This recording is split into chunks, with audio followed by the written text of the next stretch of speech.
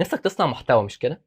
بس مش عارف تبدأ منين؟ تعال انا هقول لك تبدأ ازاي. اولا تعال نفهم يعني ايه صناعة محتوى. جملة صناعة محتوى نفسها كتعريف. صناعة المحتوى هي انك عندك فكرة او مبدأ عايز توصله، بتوصله عن طريق وسيط بتوصله للمستهلك، والمستهلك هو الجمهور. والوسيط ده زمان من شويتين يعني كان عبارة عن السينما والمسرح والتلفزيون والصحافة كمان وحتى الراديو. لكن طبعا دلوقتي الوضع اختلف جدا بسبب تطور وسائل الاتصال، وبقى فيه سوشيال ميديا، وبقى فيه منصات كتير جدا لعرض المحتوى المرئي. وده فتح الباب ان اي حد دلوقتي يقدر ان هو يصنع محتوى. مجرد تطلع موبايلك من جيبك، تفتح الكاميرا، تصور فيديو وترفعه على اي منصة. الموضوع ما خدش منك 10 دقايق على بعض واديك عملت محتوى. اي شيء بيتعرض هو محتوى. زهقتك انا عارف. طيب يا عم يوسف، قول لنا ازاي نبدأ نصنع محتوى. بص، انت بس اختار انهي نوع من المحتوى اللي انت عايز تصنعه في الاول، لان هم انواع كتير جدا. يعني عايز تصنع محتوى بصري ولا صوتي ولا محتوى مكتوب؟ لو عايز تصنع محتوى مرئي، عايز تصنع انهي جزء منه؟ ممكن تصنع افلام، ممكن تصنع افلام وثائقيه، ممكن تصنع فيديوهات يوتيوب، ممكن تعمل فيديوهات للسوشيال ميديا عموما، ممكن تعمل شورتس، وممكن كمان تعمل اعلانات. ولو صوتي ممكن تعمل فويس اوفر او تعمل بودكاست. وطبعا لو محتوى مكتوب ممكن تكتب افلام او تالف كتب او تكتب مقالات. كل اللي انا قلته ده ينطبق تحت صناعه المحتوى. انا بقى هعلمك ازاي تصنع محتوى بالكامل ان شاء الله.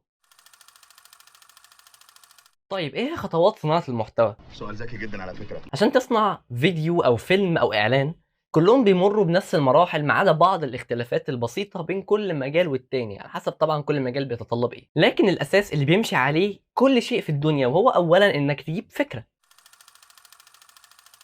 وتمسك الفكره دي بقى تزنقها في ورقه، وتبدا تطلع منها كل الافكار وكل العناصر اللي ممكن تكون بتنطبق تحت الفكره دي. يعني مثال، وانا بعمل القناه دي كنت عايز اعلم الناس ازاي انها تصنع محتوى، فجبت ورقه وكتبت فيها صناعه المحتوى، جمله كده بالظبط، وبدات ان انا اطلع منها 3 4 عناصر، وكل عنصر يطلع منه 3 4 عناصر، وكل عنصر يطلع عنصر، لحد لما بقت عندي ورقه مليانه قد كده من العناصر. في الاخر هتلاقي انك لميت كل العناصر في ورقه او اتنين، هم طلعوا معاها 7.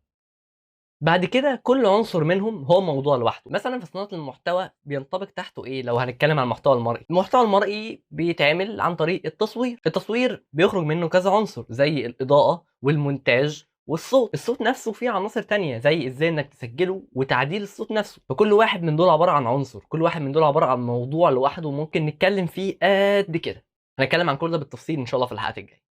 هعلمك ازاي تكتب السكريبت وتنسق الفكره وتعمل كل حاجه، ما تقلقش، ما تشيلش هم خالص. بعد ما جبنا الفكره وجهزناها للتصوير، لازم بقى اننا نبدا نصورها. وعشان تعمل محتوى جامد لازم تخدم على كل جوانب المحتوى، بالتالي محتاج تصور بكواليتي محترمه وتطلع صوره حلوه. واكيد مفيش صوره حلوه من غير ما تعمل لها اضاءه محترمه او اضاءه احترافيه. ومفيش حد هيستحمل يتفرج على فيديو جوده الصوت فيه وحشه. مفيش حد هيستحمل حاجه زي كده ابدا. ممكن هتتفرج على فيديو كواليتي الصوره فيه وحشه، بس مش هتستحمل تتفرج على فيديو الصوت فيه وحش. خد بسكوت. ولازم بعد كل ده نخدم عليهم بمونتاج حلو وما يحسسكش بالوقت. يعني يبقى الفيديو ما يكونش رتمه ممل وبطيء وتحس كده انك قاعد هتنام على نفسك وانت بتتفرج على الفيديو. لا، لازم المونتاج يكون يخطف عينك ويكون يشدك، عشان دلوقتي الاتنشن سبان بقى رايح في داهيه. شكري رجع للشورتس. ان شاء الله هنعدي على كل اللي ذكرته ده خطوه خطوه. متقلقش، مش هسيبك ان شاء الله غير وانت صانع محتوى.